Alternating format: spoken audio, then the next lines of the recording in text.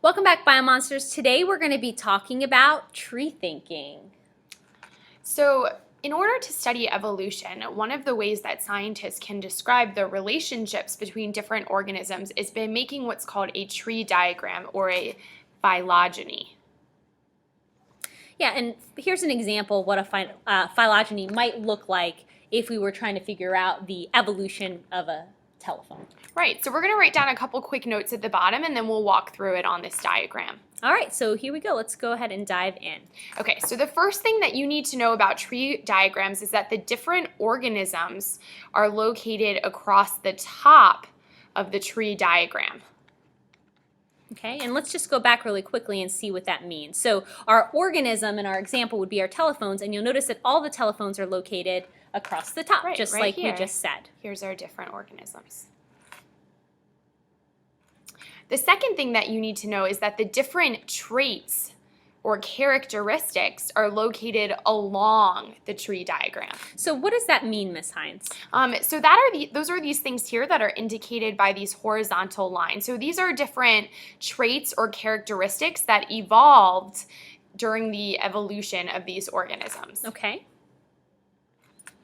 And the last really important tip that you need to keep in mind is that if two organisms are located next to each other on the tree, it means that they are very closely related. They share a very recent ancestor. Right. So for example, if we scroll back up to our tree, these two phones are very close to one another on the tree. So I know that they're more closely related than, say, this one is to this one way back here. Yeah. So it basically just shows us relationships and what traits different organisms, or in this case telephones, potentially have in common. Yeah, and the next thing we want to do is just talk about how exactly to read this. So basically you want to think of this line as sort of being like time, where time is going this way. And so the further back on this line right here that I go, it's almost like I'm going back in time. So if I go way back here to the beginning of time, I can find the common ancestor of all of my organisms, or in this case, the first ever phone. Right. And then what I see on the side is that at different ports in time, different organisms branched off from the common ancestor. So for example, the first phone to branch off was the first phone. Right, a crank phone, which didn't even have a dial on it. You just had to crank it up and call for an operator. But then something happened. There was a trait or characteristic that evolved. Yeah, so we actually invented something called a rotary dial, where you didn't actually need an operator to call someone. You can just type in, or I'm sorry, dial in the actual digits or code to get to the individual that you wanted to talk to. Right, and so once that invention was made, then there was a new organism that came into being that branched off. And that was this phone, which is a rotary phone. Right. Okay. And then if we keep going. If we keep looking again on our timeline, moving from left to right, the next major trait or characteristic or invention, in our case, talking about the cell phone that developed, was an electronic push dial. So actually pushing in the numbers instead of having to dial it this way. Right. And once we had that, what did we see evolve? We saw phones that had these keypads evolve. They still had cords and they still had to be attached to the wall, but they had their own electronic punch dial. Okay, and if we look further to the right, the next big trait or characteristic that evolved was something called the cordless phone, which I know was awesome when the cordless phones came out and became cheap enough to actually buy. Yeah. Exactly. So you could have this in your house and you could actually walk away with the phone. Yeah, it's amazing. And then, of course, next we have the cellular telephone, which didn't even need a landline. And, of course, most recently in the last few years, internet access and the rise of smartphones. Right. Now, in terms of how to read this diagram, what we should notice is that this phone up here, it doesn't just have this trait, the one that comes right next to it. It has all of the traits that lead towards it. And for example, if I picked out another phone like number 3, it would have all of the traits that came before it. So number 3 would have a self-dial. It is an electronic dial, but it doesn't have these traits that came after that phone branched off. Right. So if we showed you one of these trees or a phylogeny that didn't have cell phones, but instead we supplanted the cell phones with types of plants or types of animals, Right. we would still read the tree exactly the same way? Yeah. Okay, so we'd still have the timeline running across the bottom, and the branches that come off are the new organisms that evolved, and they evolved in that order. And anything that's on the right-hand side of our tree would share in common all of the traits that you see to the left. Right. So maybe try those last 2 questions on this paper as your stop and jot, and then pause the video and have us check it before you move on to the next tree, which has some actual organisms. All right, good luck, guys. Now that you guys have had some time to practice on your own with the phylogeny or the tree diagram that we showed you earlier, let's actually look at a tree diagram that actually has organisms in it. So this more mirrors what you would see on the SOL and also on our classroom assessments. Right. So again, maybe we'll just talk through this diagram for a sec here. Sure. So remember that this line here is almost like time. And the further back on this line I go, the further back in time I'm going. And on the top, I see my different organisms. Right. And what do I see on the side there? And on the side, I'm seeing new traits or characteristics that developed as we move through time. Right. Okay, so for my first question, it says, in each of the following sets, choose the pair of organisms that are more closely related. So you'll remember one of the hints that we gave before was that if organisms are closely related, I should look for what? They should be very close to one another across the very top. Okay, so go ahead and try that question on your paper. All right, so what should the answer be then? So the first one, if I'm looking at lanceolate versus leopard or salamander versus turtle, I see that these two are much closer together on the tree diagram, so they must be more closely related to one another. Okay, and then we have our lamprey and our turtle, so let's go ahead and find those across the top. Here's our lamprey, here's our turtle. And then we have our turtle and our leopard. Right. Okay, so which one is actually going to be more closely related? The turtle and the leopard are much closer to one another. And we know that because they are actually physically more closer to one another when we look across the top of our tree diagram. Right. How about the next one? So how many different traits or characteristics appear on the tree diagram? So remember, I'm going to look for those horizontal lines along my tree diagram, and I'm going to count up how many I see. So I see 1, 2, 3, 4, 5 traits that developed in this tree diagram. Okay, so we know that there are 5. And then number 3, which traits from the diagram does the lancelet have that we see according to the diagram up on the chart? Okay, so remember what I'm going to do is almost put my finger on here and I'm going to follow this path to lancelet. So I'm going up my tree and then I got to go over here to the lancelet. So what I see is actually the lancelet split off from everything else before any of these traits developed. Yeah. They weren't there when these traits came around. So they actually don't have any of the traits. Yeah, and so that's why you see that weird term underneath that organism called an Outgroup. Because it's outside of all of these other traits that appeared or evolved after it actually was present on the planet. Right. Okay. So we can write none. Number 4, which traits from the diagram does the tuna have? So we're thinking about the tuna. All right, so let's go ahead and find it. Here's the tuna right here. Okay, and I'm going to start at the bottom, and then what should I do? We're just going to go towards the right and see where we actually see the tuna come off. So there's the tuna. Is. So what must the tuna have, what traits must it have if it branches off after the second trait? It looks like that the tuna was around for the development of a vertebral column, which is like your spine, as well as the development of jaws. Okay, so we know that there are 2 things, or 2 traits that need to be a part of the answer for number 4. So a vertebral column, and then also jaws. And then lastly, number 5, which traits from the diagram does the leopard have? So let's go up and let's find the leopard. It appears that the leopard is the very last thing that evolved. Yep.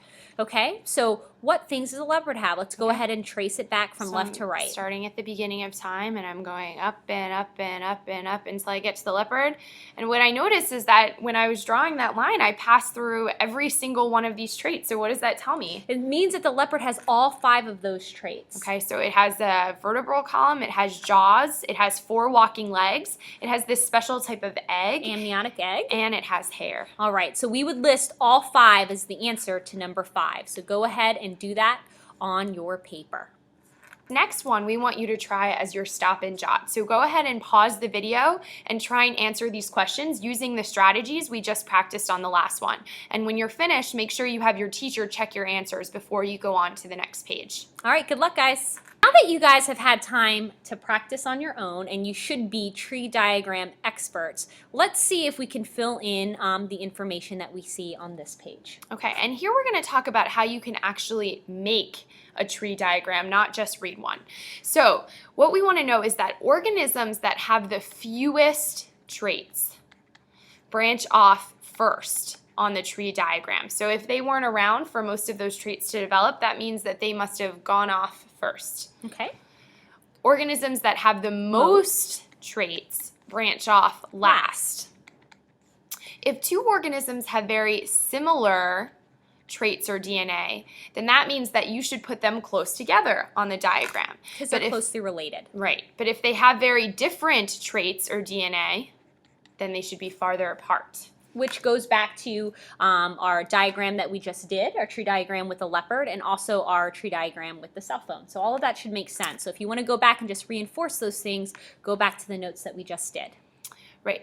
And in terms of thinking about the traits and when they came around, if there's a trait that lots of organisms have, that means that it evolved early on in time.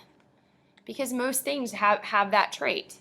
But traits that only a few organisms manage to have, that probably means that they evolved later, towards the end.